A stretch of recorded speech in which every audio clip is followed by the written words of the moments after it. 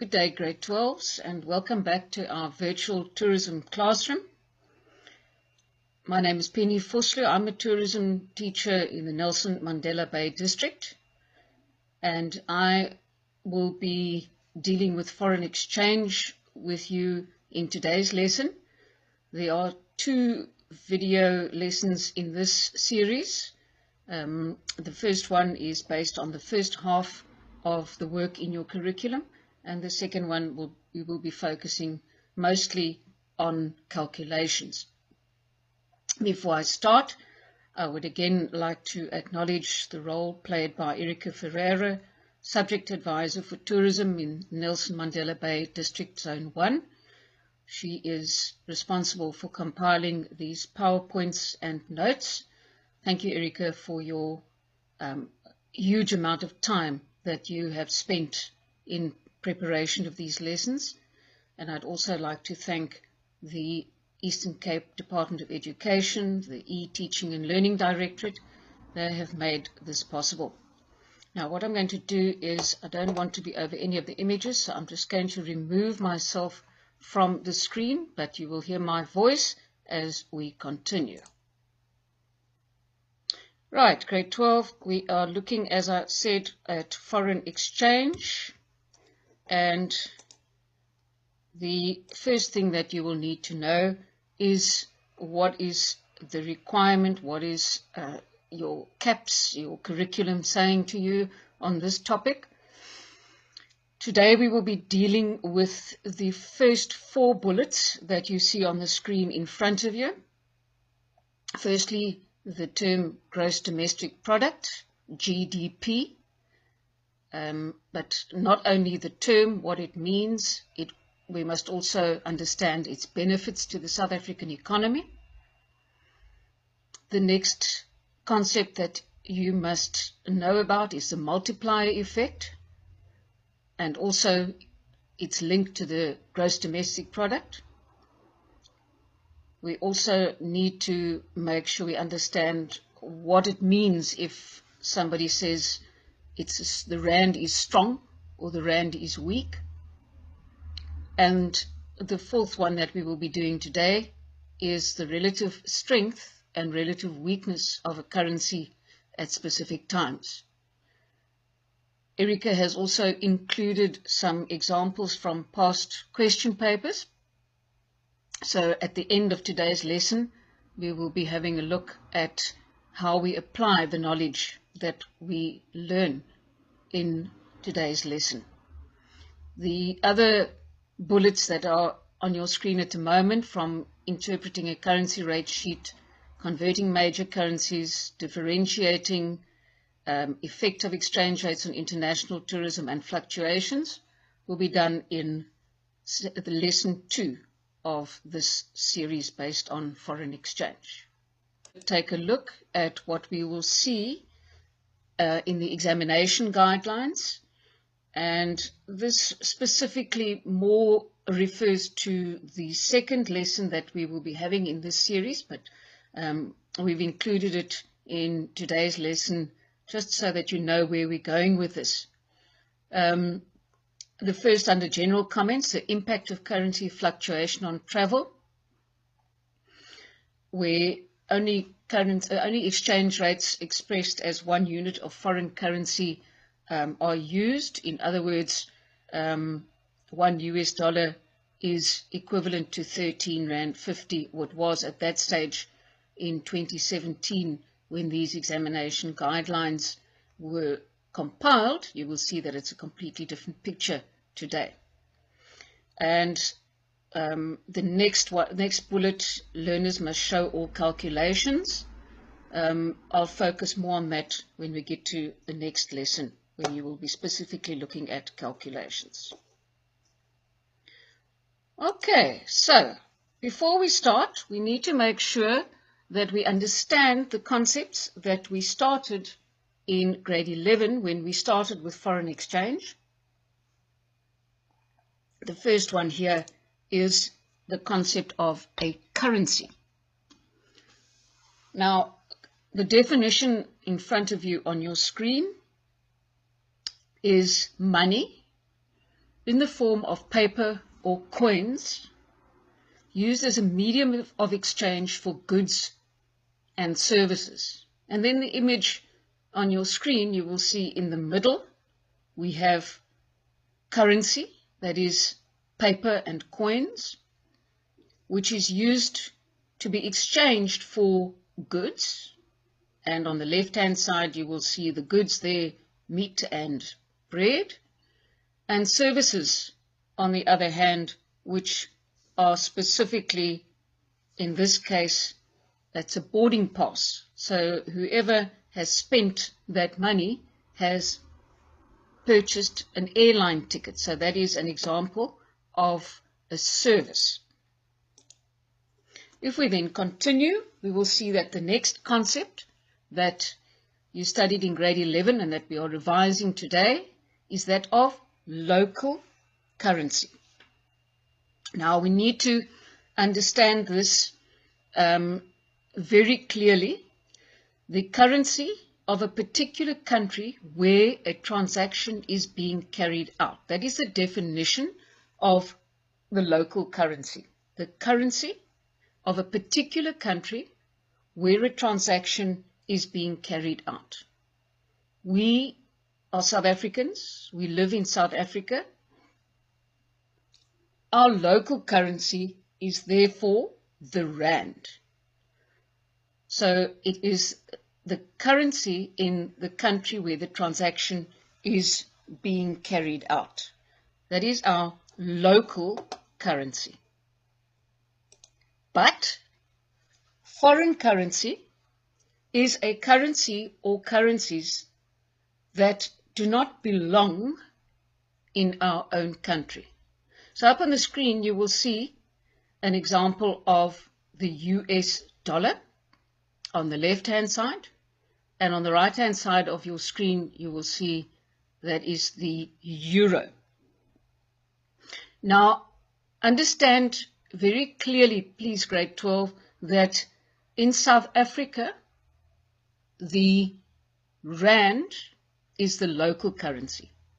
But if we travel to the USA or one of the countries that uses the euro, we cannot pay for goods and services in that country using the rand. We have to exchange our currency for the currency of that country before we depart. We have to, therefore, when we are in the US, we have to pay with US dollars, or if we are in Spain, we will be paying in euro.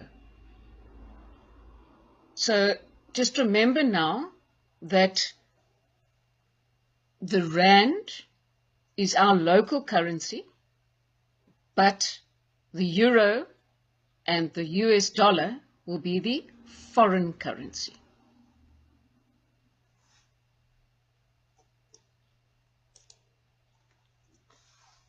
When we are traveling to another country, we need to exchange our currency before we leave.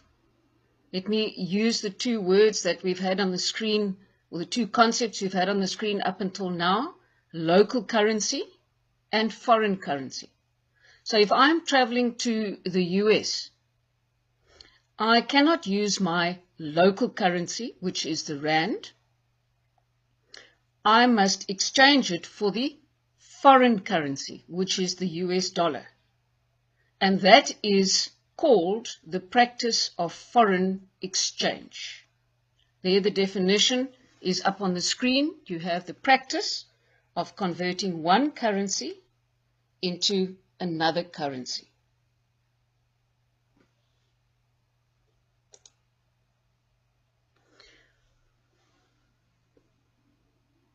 What you see up on the screen now is the definition of the term rate of exchange. The value of one country's currency in relation to another currency. So not all currencies have the same value. So if I'm traveling to the US, I go take my local currency, which is Rand, exchange it for foreign currency, which is the US dollar. They are not equal in value. So what is the value of one country's currency in relation to the currency of another country? That is determined by the rate of exchange, which will determine how much foreign currency you will receive when you exchange your money. Now, if you take a look on the screen, you will see these are up-to-date rates of exchange that have been taken off of the internet. You will see the date here is the 16th of April on both the left and the right-hand side. And let us look specifically at the left-hand side, which is the US dollar. On the 16th of April, at 12 minutes after 12, 1 US dollar was equivalent to 18.59 Rand. Therefore, if a tourist from the US was buying rands to come and visit South Africa, that tourist would receive 18.59 rands for his or her $1. On the right-hand side, you will see that those exchange rate, or that exchange rate given to you, is the euro. And on the 16th of April at 14 minutes past 12, 1 euro was equal to 20.24 South African Rand. Now that 0.24 obviously refers to the cents. So a tourist coming from Europe and exchanging his or her euros for South African Rand would receive 20 Rand and 24 cents for his or her euro, and a South African tourist wanting to travel to Europe would have to pay 20 Rand and 24 cents to be able to buy 1 euro.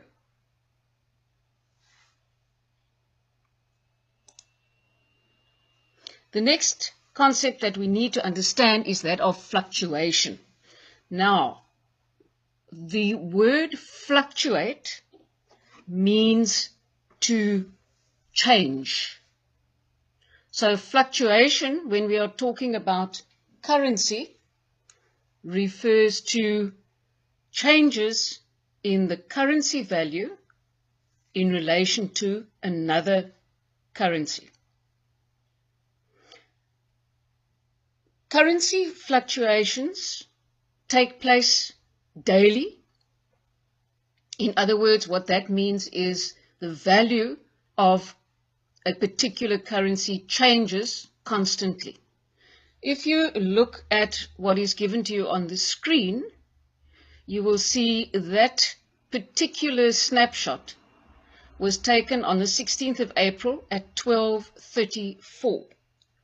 Now, if I can just refer you to the previous snapshot, which was taken at 12:14 on the 16th of April, you will see that the value of the Rand in comparison to the euro, at 12:14 it was 20 Rand 24 cents, and 12:34 on the same date, in other words, only 20 minutes later, the value was 20 Rand and 15 cents. So that is an excellent example of fluctuation. I'd just like to refer you to the right-hand side of the screen, where you see a graph that indicates fluctuation. You will see that at the top of the graph there in the time from the 26th of March onwards, that is indicated on the graph, that is the month that is given to you there. And you will see the fluctuation that has taken place in the value of the rand in relation to the euro. All right, grade 12s, we've had a look at the revision work from grade 11, and I just want to remind you how important it is that you understand those concepts before we continue with the new concept. And you will see that the first one of those new concepts that is up on your screen at the moment is gross domestic product. Now, if we can just take a look at what is coming up on your screen, you will see that the gross domestic product is defined as follows. It is the total value of goods and services that are produced in a country in the space of a year. Now, I'd just like to unpack that a little bit with you. If you take a look at the mention of the word goods there, now goods is products, things that are manufactured, and services, on the other hand, are something that is done for a person. So an example of a service could perhaps be an airline ticket, hotel accommodation. So there you will see that the concept of the gross domestic product is the entire value of all goods and all services that are produced in a specific country in a year. It's also important to note that it's not always given as a calendar year. Often the GDP for the first quarter of the year, in other words, for the first 3 months, is also, that term is also used. So it's just broken down then into a shorter period of time. But your total GDP is over the space of a year. If you then take a look at the next slide, you will see that at the bottom it tells you that the GDP is used to measure the economic progress in a country. If you take a look at the graph of the GDP that is on the top of the left-hand side of your screen, you will see that it is South Africa's GDP growth rate by sector, and it is for the first quarter of 2019. In other words, the first 3 months of 2019. Now, if you break down the different sectors that are given to you there, you will see that there are only 3 sectors that contributed positively to South Africa's GDP in the first quarter of 2019. That was finance, government, and then the third one was personal income. Those are the 3 that are green on the right-hand side of the perpendicular line. If you look at the other sectors that are on the left-hand side and indicated in red, you will see that agriculture, mining, manufacturing, electricity, construction, trade, transport, and taxes and subsidies. The contribution of those sectors to the GDP showed a decline in the first quarter of 2019. Now, I don't want to give an example of each and every one of those. We don't have enough time, but what I would like to make mention of is if you take a look at electricity, we are all aware of the problems regarding the power situation in South Africa with Eskom, and there it is reflected that electricity showed a decline. The contribution of that sector showed a decline to the GDP. And what also comes into play here is the fact that those industries or sectors that are indicated as being red, those that are not showing an increase in the growth rate, are those that are not showing a high employment rate. So you will then have your finance, government, and personal taxes. There's a possibility of jobs being created in those sectors, but it's highly unlikely that in the sectors that have shown a decline, that any type of job creation will be evident. Just to summarize the GDP, you will see on the screen on the right-hand side, if the GDP is rising, the economy is good, and the nation is moving forward. So if the GDP is increasing, that means that all sectors are contributing more to the GDP, and therefore the nation is in a good, or the country is in a good financial position. But on the other hand, if the GDP is down, that means that the economy is in trouble and the nation is losing ground. And that is most evident in the graph on the left-hand side of your screen. You can see that there are three sectors that are showing or indicating an increase. The rest are all declining.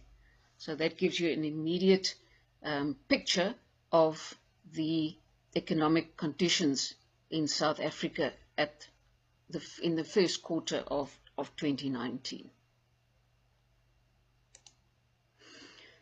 If we take a look at the benefits of GDP growth to the South African economy, this is also something that is important that you know, and I'm going to give you the information up on the screen at the moment, but then I want to discuss each bullet as it comes up.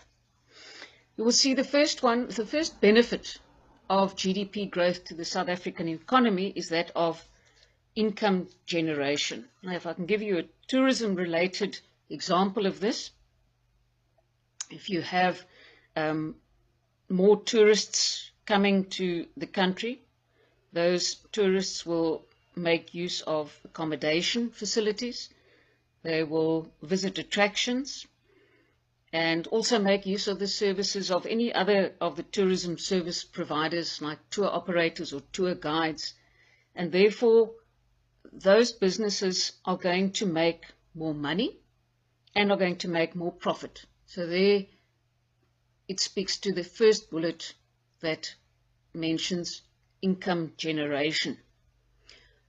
Your next benefit of GDP growth to the South African economy is employment and job creation. Those businesses that I mentioned under the first bullet, the accommodation establishments, the attractions, the service providers, will experience an increase in business. More jobs will therefore need to be created. An accommodation establishment may have to employ more staff to cater for an increase in the number of tourists that visit the establishment. The next one that you see on your screen is infrastructure improvement. That goes hand in hand with having more tourists in your country or at your destination, because if you have more tourists, you will require more hotels. You'll also have to have new access roads. Internet connectivity will have to be upgraded. And those are all examples of improvement in infrastructure. The last one on your screen at the moment is skills development. And that goes hand in hand with employment and infrastructure. Because as people are employed, they are developing new skills, and those skills will eventually, at the end of the day, benefit the economy.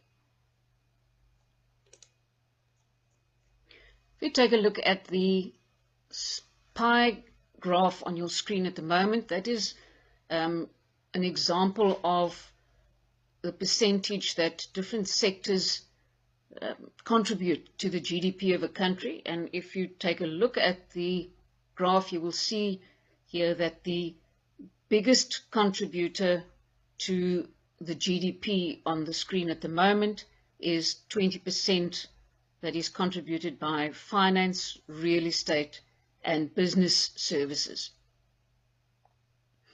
The next biggest contribution to the GDP is through manufacturing. You will see that in this specific case, manufacturing sector contributes 16.5% to the GDP. The next one is 12.8%, which is contributed by general government services. And the last one that I'm going to speak to now is 12.4%, that is contributed by wholesale, retail, and motor trade, as well as catering and accommodation. So the more profits these various sectors make, the greater their contribution will be to the GDP of the country, and also that will result in creation of jobs. Now we look at the concept of the multiplier effect.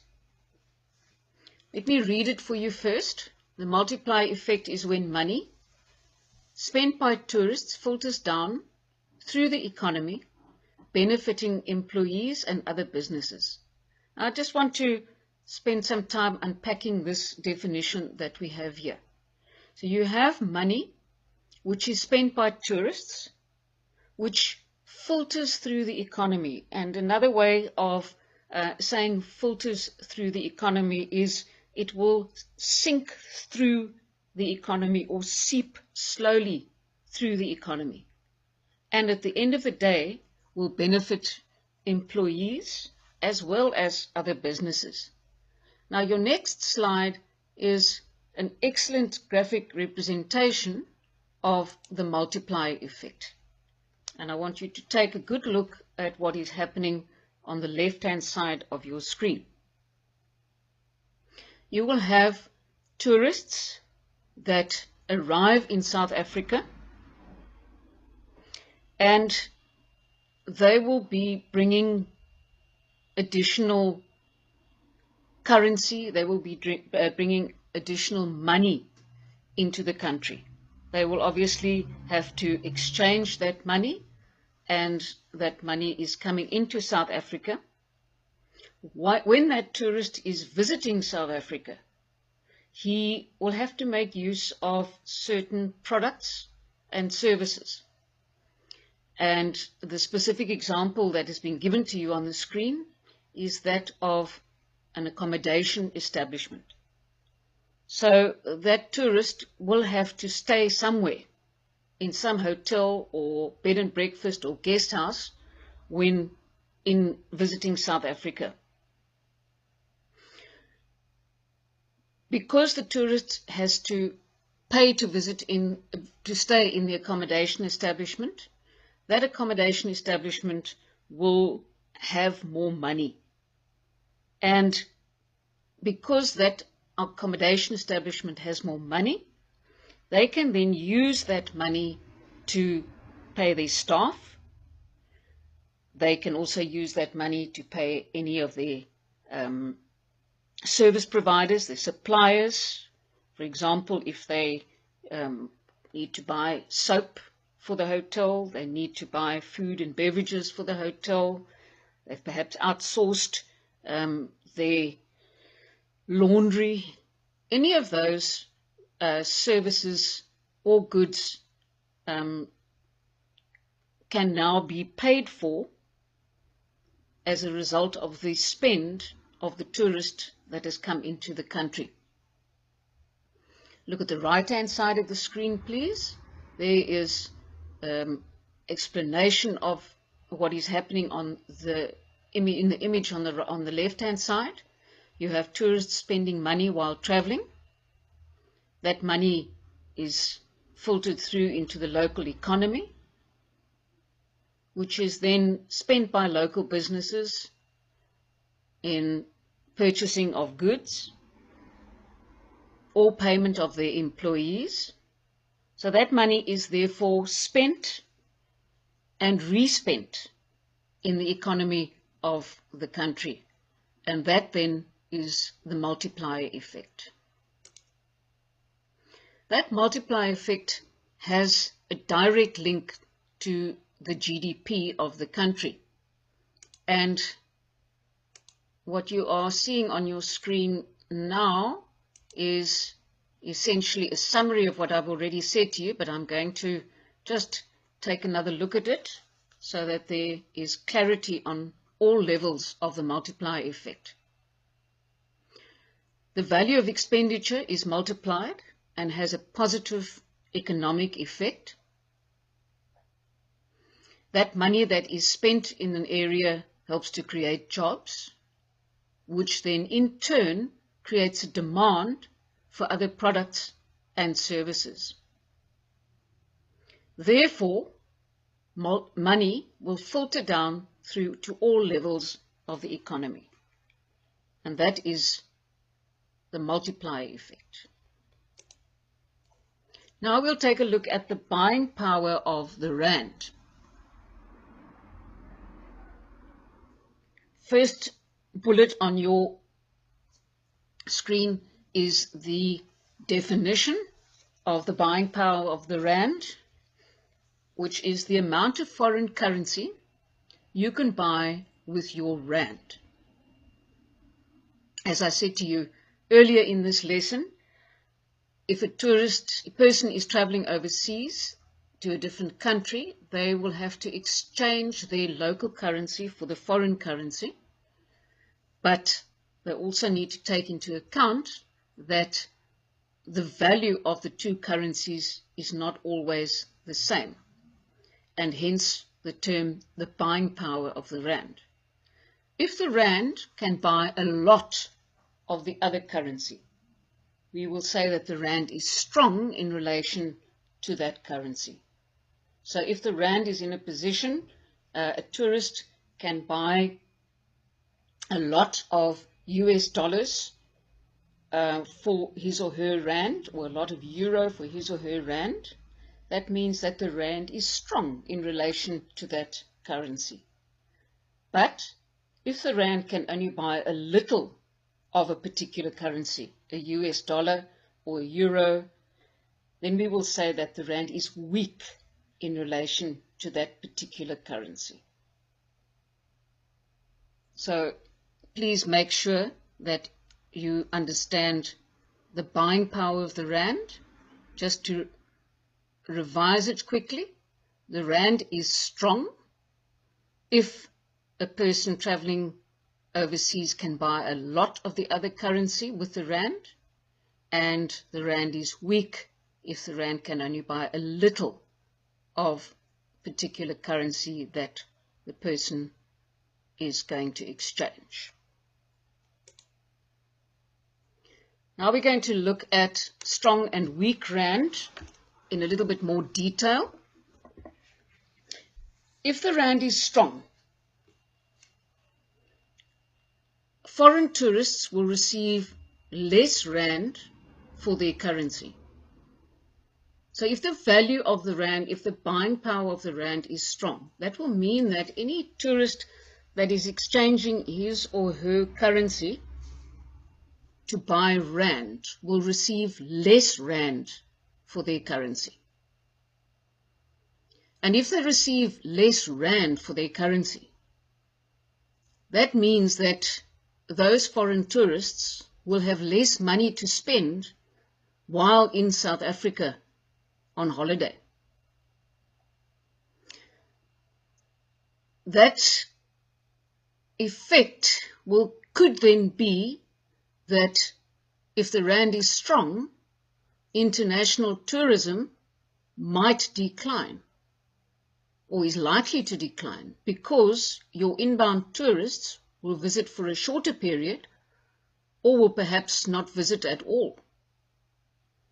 And therefore, tourism will contribute less to South Africa's GDP, resulting in a decline in the economy, and a decline in the economy can immediately lead to job losses.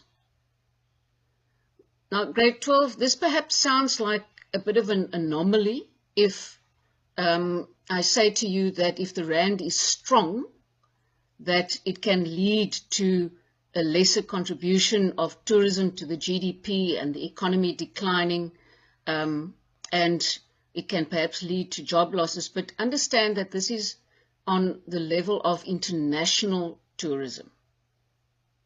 And the reason behind that is the first bullet that you will see on your screen, that your foreign tourists are receiving less rand for their currency if our rand is strong. On the other hand, if the rand is weak, you will see that these bullets that are coming up on the screen now actually are good points for international tourism, because if the rand is weak, it will attract more inbound international tourists to South Africa. Now, the reason for that is because they will receive more rand for their currency. So a tourist that is coming to South Africa will receive more rand for their currency if the rand is weaker than their currency. Therefore, those foreign tourists that are visiting South Africa will have more money to spend. In other words, they will have a greater spending power. This results in a greater demand for tourism products and services, and foreign tourists will get more value for money and therefore will spend more. So if the rand is weak in relation to other major international currencies, there will be an increase in inbound international tourists, because South Africa will then be perceived as a value for money destination, because the tourist, when exchanging their rand, their currency for rand, they will receive more rands, and therefore they will be able to spend more time in South Africa, they will be able to spend more money in South Africa. We continue with a weak rand. If an increased demand for tourism products will lead to a growth in the GDP, which will then have a positive impact on the economy, resulting in job opportunities that are being created. Now, I'd just like to stop here for a second, and the following 4 bullets speak specifically to the impact on tourists. You need to read your question very carefully when you are answering this section in an exam paper, grade 12. Sometimes you will be asked what the impact of a weak rand or a strong rand is on the economy of a country, and at other times you might be asked what the impact of a strong or a weak rand is on tourists. So read carefully, because you will need to adjust your answers accordingly. Now, if the rand is weak and you are asked about the impact on a tourist, then you can give the first answer that is given on the screen and says tourists can retain their original budget and have more money at their disposal. They may also even be able to reduce their original budget and end up spending less on their trip that they would have spent in the first place. If the rand is weak, a tourist will be able to use the opportunity to purchase more foreign currency that is needed for the journey, and they might also extend the length of their stay. I just want to repeat here, please, grade 12, pay special attention to what is being asked. when you answer this question. Is it the effect of a strong or a weak rand on the economy of the country, or is it the effect of a strong or a weak rand on the tourist or the tourism industry?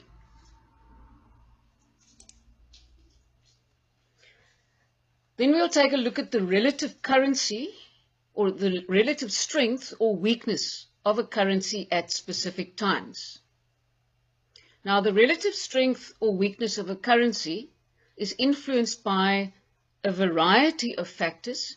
On the left-hand side of your screen, you will see that there are 3 images given to you that relate to some of these factors. The first one is the coronavirus, which we are all experiencing at this time. You also have natural disasters that can have an effect on the strength or weakness of a currency, or economic recession. Now, if you look at the right-hand side of your screen, you can see what different factors can have an influence on the relative strength or weakness of a currency. It could be political unrest or instability, acts of terrorism, or high crime rate. So a country with a high crime rate, it's likely to affect the value of their currency. The relative strength or weakness of a currency can also be influenced by natural disasters such as drought or water crisis. Now, if I could just take you back to the water crisis in the Western Cape that we had, and that had a huge impact on the number of visitors visiting the Western Cape. Other factors that can influence the relative strength or weakness of a currency is unforeseen events, disease outbreak, economic recession. The strength or weakness of a currency can also be influenced by negative credit ratings and junk status. And I'm sure you're all aware that just recently South African's currency, the economy, has been given junk status. Corruption in government can also influence the strength or weakness of a currency. Also, discovery of new or large amounts of mineral resources can positively increase or strengthen the currency. Hosting of successful global events can also have a positive effect on the strength of a currency, and you would have learned about that in term 1 when we studied global events. Interest rates can also be affected, as well as positive or negative image of the country in media reporting can also have an influence on the strength or weakness of a currency. All right, grade 12, as has become the custom, we will be taking a look at 2 activities in order to just jog your memories and give you some ideas of the type of questions that you can be expecting in the exam paper and how you should answer those questions. The first one comes from the February-March 27 NSC question paper. And I'm going to read the question for you, study the cartoon below, and answer the questions that follow. If you take a look at the cartoon, you will see that at the top, a sudden decline in the value of the rand in the latter part of 2015. And then you have a tourist that says, "Howdy, I'm from the USA. A drop in the value of the rand has been to my advantage during my holiday in South Africa." On the right-hand side of that same image, you will see there is a downward arrow, and in the downward arrow is written SA's economy. So the first question is, explain what the artist is addressing with regard to the value of the rand in the cartoon above. Now, there are 3 ways or 3 places that you can find the answer to this question in the extract. The heading says a sudden decline in the value of the rand. In the speech bubble, the tourist says a drop in the value of the rand. and on the right-hand side, the downward facing arrow that has the words SA economy. So that is simple enough to answer. The second question, discuss one way in which the value of the rand has benefited the American tourist during her visit to South Africa. Now, I'm going to read the answers on the screen for you, and I want you to think back to the last couple of slides on that we had in this presentation, what the effect of a strong and a weak rand is. So, the American tourist will receive more rands for her dollars. Why? Because of the decline in the value of the rand. That tourist will also have more spending power because of the decline in the value of the rand.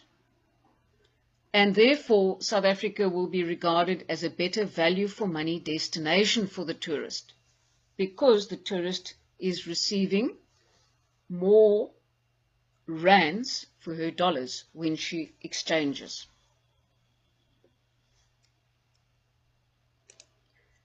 The next example comes from the November 2018 NSC question paper, and I'll read it for you. The instruction is study the magazine cover below and answer the questions that follow. The text that is there is a weak rand can have both a negative and a positive impact on the tourism industry and on the South African economy.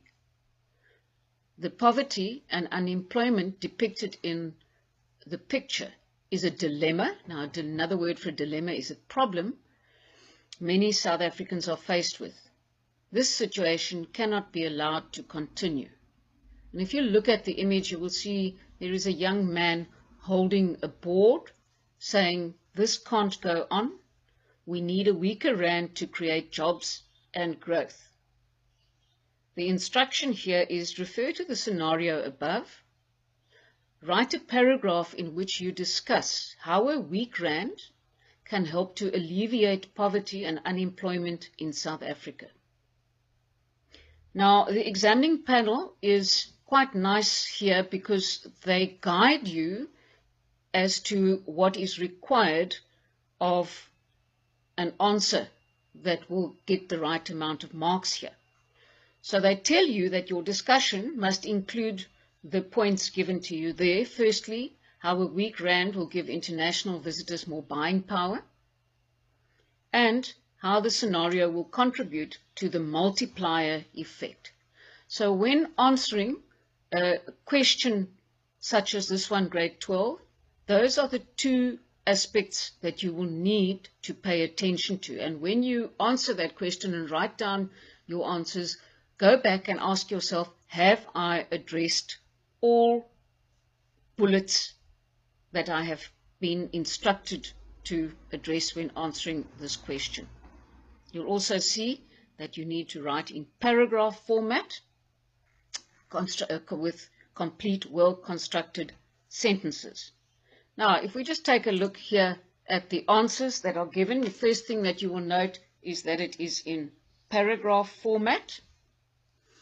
And make sure that all of the bullets have been addressed. So how a weak rand will give international visitors more buying power and the contribution to the multiplier effect. Firstly, the marking guideline gives you the first answer that says a weak rand will attract more inbound international tourists to South Africa. When inbound international tourists spend more in South Africa, a greater demand for tourism and products and services is created.